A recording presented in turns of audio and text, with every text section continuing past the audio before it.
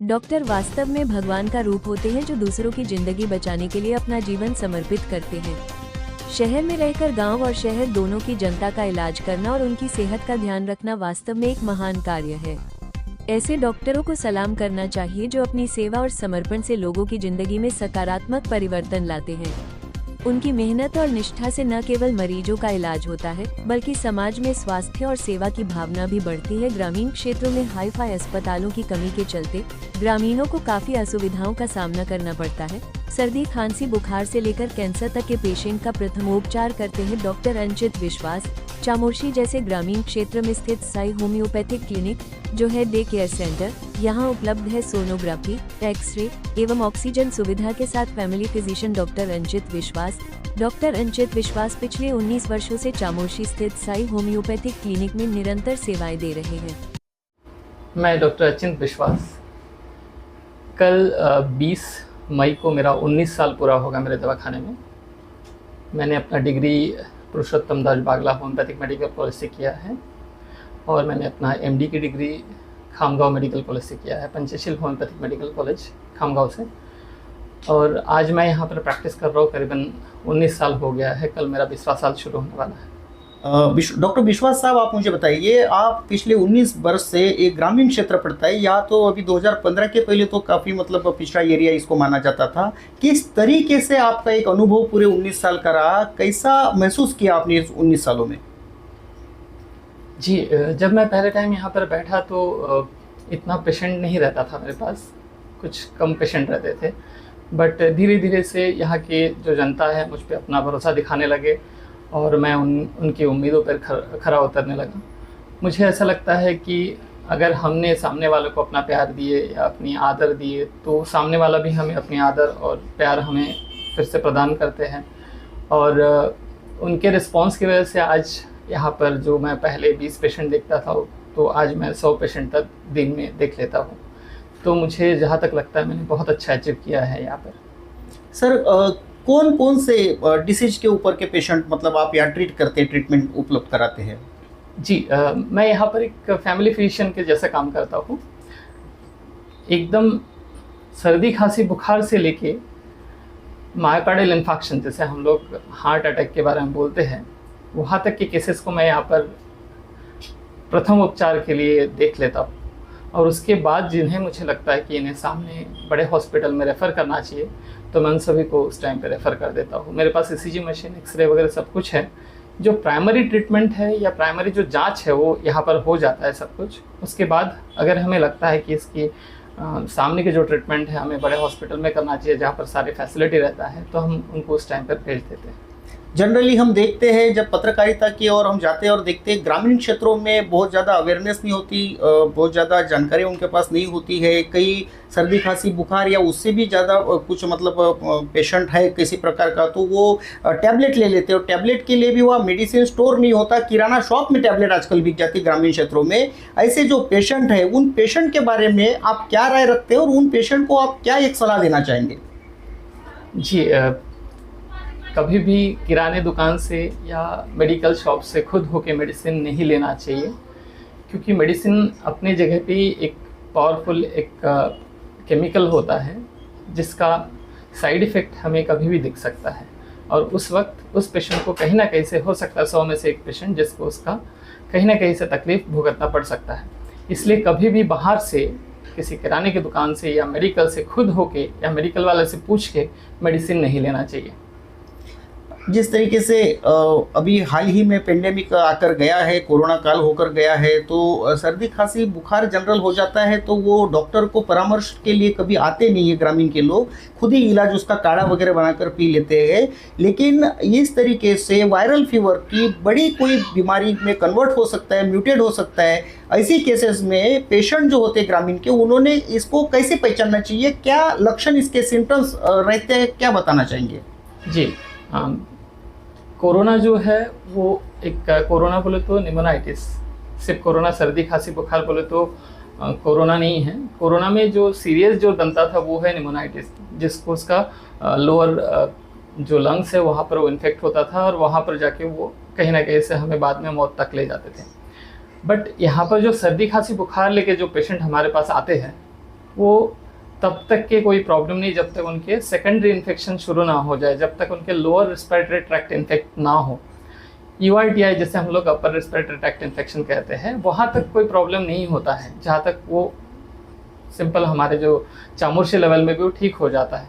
But वहीं पे अगर कभी देखा जाए कि लोग निमोनाइटिस बोलो तो छाती में आवाज़ आना, सांस फूलना, थोड़ा सा चलने के बाद उन्हें दम आना, या बहुत ज़्यादा बुखार, तेज़ बुखार के साथ उन्हें सांस लेने में दिक्कत होना, छाती में गड़गड़ आवाज़ आना, तो ये सारे जब लक्षण दिखने लगता है तो मुझे लगता है कि उस टाइम पे उन्हें हॉस्पिटल में जाना चाहिए। एक कोई ऐसे पेशेंट होते हैं जिन्हें पता नहीं होता है, वो कभी प्राइमरी लेवल पे डायग्नोस्टिक सेंटर जाके जांच नहीं कराते हैं कि मुझे हुआ क्या है, लेकिन काफ़ी बरसों से वो जो किसी बीमारी से ग्रस्त होते हैं, ऐसे पेशेंट के लिए क्या सलाह देना चाहेंगे? जो प्राथमिक जांच है वो अपने डॉक्टर से, जो फैमिली फिजिशियन होते हैं उनसे कर लेना चाहिए, और उसके बाद भी अगर ठीक नहीं होता है तो हमें उनके सामने की जांच के लिए जो सुपर स्पेशलिस्ट हॉस्पिटल है उन्हें जाके उन्हें दिखाना चाहिए, और उसके बाद उनका जो निदान है वो करके फिर उनका सामने का ट्रीटमेंट करना चाहिए। सर, आप काफ़ी सराहनीय काम कर रहे हैं ग्रामीण क्षेत्र में। आप इतने 19 बरस से, आज कंप्लीट आपको कल हुआ है, सालगिरह आपके अस्पताल की हुई है, मान लीजिए 20वां साल आपको शुरू हुआ है। ग्रामीण क्षेत्रों में हम जब जाते हैं तो कई जगह आज भी हम देखते हैं परंपरागत तरीके से कि झाड़ फूक से भी आज इलाज ग्रामीण क्षेत्रों में किया जाता है। किसी बाबा बुआ के पास जाके वो झाड़ फूक करते हैं, अंगारा बिंगारा वो लगा के वो इलाज को जो है शुरुआत कर देते हैं, लेकिन वो डॉक्टर से परामर्श नहीं करते हैं। ऐसे लोगों को क्या कहना चाहेंगे? जी, मुझे इनके लिए ऐसा कहना है कि अगर आपने कभी हमारे द्वापर युग में भी अगर जाते हैं, जहाँ राम थे, जब लक्ष्मण को बाण लगी थी तो राम ने उस टाइम पे बाण को ठीक करने के लिए वहाँ के जो वैद्य थे उनको उन्होंने बुलाए थे। वो खुद भगवान होते भी उन्होंने उस टाइम पे झाड़ फूक का इस्तेमाल ना करते हुए वहाँ पर एक वैद्य के पास जाके फिर वो संजीवनी बूटी के लिए उन्होंने हनुमान जी को कहीं भेजे थे पहाड़ में, और वहाँ से वो संजीवनी बूटी लेके फिर जाके उनको खिलाने के बाद जाके वो ठीक हुए। इसका मतलब उस टाइम पर भी, उस वक्त भी भगवान को भी मेडिसिन की ज़रूरत पड़ी थी। तो ये झाड़ फूक का जो तरीका है मुझे लगता है ये गलत है। एक बात मैं आपसे पूछना चाहूँगा कि जो चर्म रोग के पेशेंट होते हैं उसके लक्षण कैसे पहचाने, और उन पेशेंट ने आपके पास में किस तरीके से इलाज मतलब उपचार की शुरुआत करना चाहिए? जी, चर्म रोग विभिन्न किस्म के होते हैं। जो बहुत बड़े जो बीमारी है चर्म रोगों में, उसमें से आते हैं कुछ सोरियासिस, और अभी जो नेचुरल जो बार बार जो हमारे पास जो लेके आ रहे हैं पेशेंट, जिसका रेजिस्टेंस देखा जा रहा है, वो है फंगल इन्फेक्शन। जो जांघों में खुजली होने की जो बीमारी है वो सबसे ज़्यादा अभी पेशेंट आते हैं हमारे पास। तो वो जांघों की खुजली को उन लोग क्या करते हैं कि मेडिकल से खुद होकर मेडिसिन खाते हैं, तो उससे वो मेडिसिन रेजिस्ट होता है, और उसका रेजिस्टेंस इतना ज़्यादा है कि रिकरेंस बहुत ज़्यादा हो रहा है फंगल इन्फेक्शन का। और उस रिकरेंस की वजह से अभी डॉक्टर लोग भी दवाई देते हैं तो जल्दी से ठीक नहीं होते, उनको 2-3 टाइप के एंटी फंगल ड्रग यूज़ करना पड़ता है तो जाके वो ठीक होता है। और उसका अगर उन्होंने प्रॉपर कोर्स अगर कुछ जो रहता है वो अगर करते हैं तो ठीक हो जाएंगे। बाकी जो दूसरे रहते हैं, स्कैबीज रहते हैं, जो कि रात के टाइम पे खुजली बढ़ता है, और कुछ जो SLE वगैरह जो रहता है, उसके लिए भी हम लोग जो ट्रीटमेंट है वो अच्छे तरीके से कर सकते हैं। मलेरिया केसेस में डेथ के जो रेशो होता है वो ग्रामीण क्षेत्रों में बड़े पैमाने पे होता है। इसका कारण जो दिखाई देता है, उन्हें अवेयरनेस न होने की वजह से जो सर्दी लग के जो बुखार आता है, उन्हें ठंड लग के जो बुखार आता है उसको भी वो नॉर्मल फीवर ही समझ लेते हैं। मलेरिया के लिए किस तरीके के लक्षण होते हैं, कैसे मरीज पहचाने उसको, और कैसे इमीडिएटली या किस लेवल पे जाके डॉक्टर से परामर्श करें? जी, मलेरिया जो है वो एक पैरासाइटिक इन्फेक्शन है, और मलेरिया की बीमारी मच्छर के काटने से होता है। और आजकल जो जंगल एरिया में जो हमारे जो भाई बहन रहते हैं, उन सब जो एकदम जंगली एरिया में है जहाँ पर मच्छर की परिमाण बहुत ज़्यादा है, तो वहाँ पर वो मच्छर के डसने से ये मलेरिया की बीमारी होता है। एक मलेरिया रहता है जिसका नाम है प्लाज्मोडियम वाइवैक्स, जो कि जनरली हम लोग अपने ही क्लिनिक में उनको ट्रीटमेंट से ठीक होते हैं। जो प्लाज्मोडियम वाइवैक्स रहता है उसका जो बीमारी का जो लक्षण है वो ठंड लग के बुखार आता है, बहुत तेज़ बुखार, करीबन 101 के ऊपर ही बुखार रहेगा। साथ में उनको बहुत बदन दर्द और सर दर्द बहुत ज़्यादा होता है, और वो भी टाइम से होगा। एक तो दोपहर को हो रहा है तो दोपहर को फिर से रिपीट होगा ठंड लग के बुखार आना, और बहुत पसीना आता है। तो ये एक लक्षण है जो कि प्लाज्मोडियम वाइवैक्स का है। दूसरा वाला जो थोड़ा सा खतरनाक जिसे हम लोग बोल सकते हैं वो है फैल्सिफरम मलेरिया। जो कि बाद में वो अगर अनट्रीटेड रहा, उसको अगर प्रॉपरली अगर हमने ट्रीटमेंट नहीं कर पाए तो वो ब्रेन मलेरिया जिसे हम लोग कहते हैं वहाँ तक वो जा सकता है, जो कि मृत्यु मुखी भी पड़ सकते हैं पेशेंट। अगर वो पहले से अगर निदान उसका हो जाए और उसका ट्रीटमेंट हमारे सरकारी दवाखाने में भी बहुत अच्छा होता है, वहाँ पर भी उपलब्ध है उसका पूरा ट्रीटमेंट, अगर वहाँ पर भी हो जाए 5 दिनों में वो पेशेंट ठीक हो जाता है। ओके सर, ग्रामीण क्षेत्र में जो थोड़े बहुत पढ़े लिखे लोग होते हैं या उच्च श्रेणी के पढ़े लिखे लोग होते हैं, वो जनरली डॉक्टर कहने से एमबीबीएस एमडी की तरफ में जाते हैं, होम्योपैथी या आयुर्वेदा की तरफ में वो जाते नहीं है। तो मैं आपसे जानना चाहता हूँ, ये होम्योपैथी की जो थेरेपी मतलब जो उपचार प्रणाली है, ये कितनी कारगर है, कितना इसका असर जो है विशेषता के तौर पर उपचार में होता है? जी, होम्योपैथी और एलोपैथी एक ऐसी दवाई है जो अपोजिट है। एलोपैथी खराब नहीं है, एलोपैथी एक ऐसी दवाई है जो इमरजेंसी में काम करता है, इंसान को बचाने के लिए काम करता है।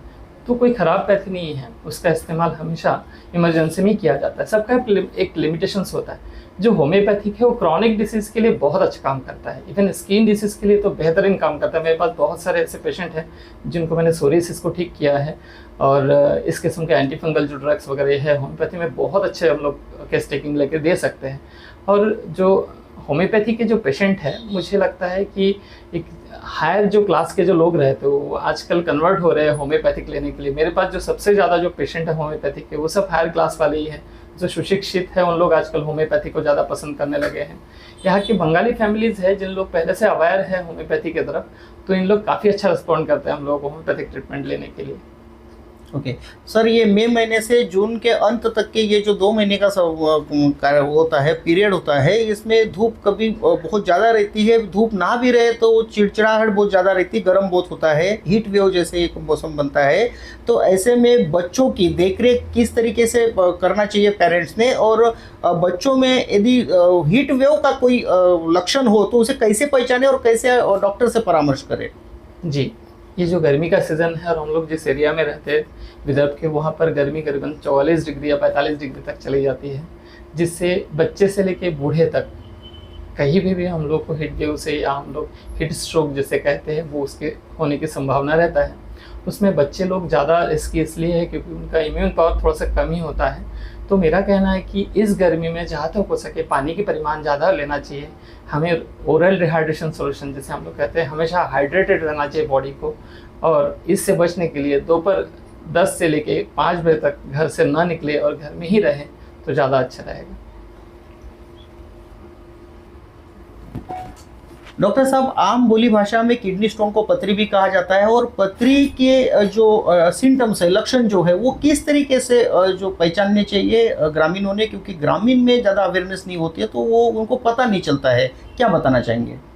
जी, मैं जिस एरिया में रहता हूँ उस एरिया में पानी में क्षार की मात्रा बहुत ज़्यादा होने की वजह से यहाँ पर बहुत ज़्यादा पथरी वाले पेशेंट हमारे पास आते हैं।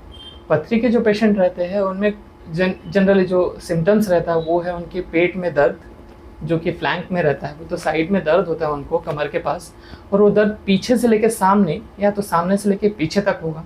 दर्द इतना ज़्यादा होता है कि हमें लैट्रिन आ रही है कि उल्टी आ रही है कुछ समझ में नहीं आता है। उस टाइम पे हमें पेशाब लटक लटक के आता है, या तो पेशाब में जलन होता है, या तो पेशाब के बाद स्मार्टिंग टाइप ऑफ पेन जिसे हम लोग कहते हैं कि थोड़ा सा जलन ज़्यादा होता है उस टाइम पे। इस किस्म की जो लक्षण है वो दिखता है, और इसके ऊपर होम्योपैथी में बहुत बेहतरीन इलाज है, जो कि आज मेरे पास करीबन 100, 150, 200 पेशेंट होंगे जिनको मैं अभी ट्रीटमेंट कर रहा हूँ, और सबके अभी तक के स्टोन निकल चुका है और निकलने वाले इस कंडीशन में है। होम्योपैथी में इसका ट्रीटमेंट बहुत अच्छा है, इसलिए मैं चाहूँगा कि अगर ऐसे कुछ केसेस रहे जो कि किडनी वाले हैं या जिनका पथरी का प्रॉब्लम है, वो होम्योपैथी का ट्रीटमेंट ले, जहाँ पर भी रहे वो होम्योपैथी का ट्रीटमेंट लेंगे तो उनको बहुत अच्छा रिजल्ट मिलेगा। अब हम बात करना चाहेंगे साई होम्योपैथी क्लिनिक की, जो कि ये चामोर्शी मेन रोड पे स्थित है। क्या क्या सुविधा है इस अपने हॉस्पिटल में अभी आज उपलब्ध है, और कौन कौन से पेशेंट को हम यहाँ पे ट्रीटमेंट देते हैं? जी, मैं रास्ते पे एकदम मेन रोड पे बैठता हूँ, मेरा क्लिनिक जो है एकदम मेन रोड पे है, उसकी वजह से मेरे पास हर किस्म के पेशेंट आते हैं, चाहे वो सर्दी खांसी बुखार हो, चाहे वो कैंसर हो, कैंसर तक के भी पेशेंट हम लोगों के पास आ जाते हैं पहले दिखाने के लिए। तो मेरे यहाँ पर जो भी पेशेंट आते हैं उन सबको ट्रीटमेंट हम लोग होम्योपैथी से करने की कोशिश करते हैं। इमरजेंसी में अगर कहीं ज़रूरत पड़ती तो हम लोग उस किस्म का ट्रीटमेंट भी कर लेते हैं। हमारे यहाँ पर ईसीजी है, एक्सरे है, ऑक्सीजन की सुविधा है और आकस्मिक जो भी सुविधा के लिए जो ट्रीटमेंट की ज़रूरत पड़ता है वो हम लोग यहाँ पर करते हैं। और पेशेंट को जहाँ तक हो सके पहला जो प्राइमरी ट्रीटमेंट है वो हम लोग करके ही सामने की तरफ हम लोग रेफ़र करते हैं। हाँ सर, डे केयर है करके ये मेरा डे केयर सेंटर है जहाँ पर पेशेंट सवेरे आए तो उनको अगर कुछ ज़रूरत पड़ती है तो हम लोग शाम तक उनको रखते हैं। रात में एडमिट नहीं होता है यहाँ पर और शाम तक के हम लोग उनको छुट्टी कर देते हैं। ओके। यदि किसी पेशेंट को जो भी समस्याग्रस्त है, किसी को लगता है कि मुझे किसी चीज़ के लिए डॉक्टर से परामर्श लेना चाहिए, उपचार लेना चाहिए, तो साई होम्योपैथी क्लिनिक में किस तरीके से वो संपर्क कर सकता है, आपसे संपर्क कर सकता है, परामर्श ले सकता है? जी, एक तो मैं ईका केयर में मेरा एक ओपीडी ये है, ओपीडी चलता है ईका केयर में, जहाँ पर आप मुझसे ऑनलाइन कंसल्ट कर सकते हैं। लिबरेट में मेरा ऑनलाइन कंसल्टेशन होता है। मुझसे मेरे मोबाइल पे, फ़ोन पे या तो व्हाट्सएप में भी मुझे ऑनलाइन में भी कोई भी कंसल्ट कर सकता है। मेरा मोबाइल नंबर है 9421733948। इस नंबर पे आप मुझे व्हाट्सएप करके भी अपना ट्रीटमेंट ले सकते हैं। एड्रेस? मेरा एड्रेस है Sai homeo clinic, main road Chamorshi, near bus stand Chamorshi, district Gadchiroli. Sir, कई बार भागदौड़ की ज़िंदगी में शहरों में एसिडिटी के प्रॉब्लम होते थे, ग्रामीण नेचुरल प्रकृति में होने की वजह से वहाँ एसिडिटी के प्रॉब्लम नहीं दिखाई दिए जाते थे, लेकिन आजकल जो जीवन शैली है उसमें ग्रामीण एरियाओं में एसिडिटी वाले पेशेंट जो है बहुत ज़्यादा दिखाई देते हैं। इस पर आपकी क्या राय है? जी, मैं यहाँ पर 19 साल से प्रैक्टिस कर रहा हूँ। जब मैं नया नया बैठा था तो जनरली मैं अपने बच्चे जो पेशेंट रहते थे उनको बोलता था नहीं, इनको एसिडिटी नहीं होता। लेकिन पिछले 15-16 सालों से मैं देख रहा हूँ कि एसिडिटी का प्रमाण बहुत बढ़ गया है। एसिडिटी बोले तो उनके छाती में जलन होना, जो खाना खाते हैं उसका हजम ना होना। बच्चे अक्सर एक कंप्लेंट करते हैं उनके पेट में दर्द हो रहा है। हो सकता है हम लोग बाहर का चीज़ खाते हैं उसके वजह से भी होता है, बट बच्चों का जो डाइजेस्टिव पावर है वो ज़्यादा होना चाहिए। लेकिन वो चीज़ हमें आजकल दिखता है कि हम लोगों का बच्चों से लेकर बड़े तक एसिडिटी का प्रमाण सबका बढ़ चुका है। थोड़ा सा ज़्यादा खा लिए कि वो हजम नहीं कर पाते हैं, उनको जलन सा महसूस होता है, उनको पेट ब्लोटिंग एब्डोमेन लगता है। तो ये जो सारी चीज़ें अभी मैं कुछ दिनों से बढ़ के देख रहा हूँ। तो मेरा ना एक ऐसा लगता है मुझे कि इसके बारे में अवेयरनेस होना चाहिए या गवर्नमेंट इसके तरफ ध्यान देना चाहिए। इसलिए क्योंकि जो हम सब्जी खाते हैं वो सब्जी हो सकता है कल जिस सब्जी को पेस्टिसाइड्स दिया गया हो वो सब्जी आज सवेरे मार्केट में आ जाता है, और वही सब्जी हम लोग जब पका के खाते हैं उसमें कुछ स्मॉल क्वांटिटी में उसका पेस्टिसाइड्स का इफेक्ट रह भी जाता है, जो कि हमारे पेट में जाता है और हम लोग उसको हजम नहीं कर पाते। तो हम लोग स्मॉल क्वांटिटी में हमारे शरीर में पॉइजन जा ही रहा है, जो कि इन सारी चीज़ों की वजह से मुझे कहीं ना कहीं लगता है कि एसिडिटी का प्रमाण बढ़ता है। हमारे खाने पीने से लेकर सारी चीज़ों में जो भी सामान बाहर से मार्केट में आ रहा है, मुझे लगता है एक जांच समिति बनना चाहिए जिससे ये पता चले कि कौन सा खाना हमारे मार्केट तक आना चाहिए और कौन सा सब्जी हमारे मार्केट तक नहीं आना चाहिए। इस चीज़ का अगर जांच हो जाए तो अच्छा रहेगा। और हमारे किसानों के लिए भी मुझे ऐसा लगता है कि उनके लिए भी एक डॉक्टर हो। अगर डॉक्टर हमारे इंसानों के लिए रहते हैं तो मुझे लगता है कि ये झाड़ पत्ते पौधे जो है इनके लिए भी एक डॉक्टर होना चाहिए कि इनको कितना प्रमाण में हमें पेस्टिसाइड्स देना है, कितना प्रमाण में नहीं देना है। ये चीज़ के बारे में अच्छा जानकारी हम लोग अपने जो कृषि भाई बहन हैं उनको अगर हम लोग दे सके तो मुझे लगता है कि बहुत अच्छा रहेगा।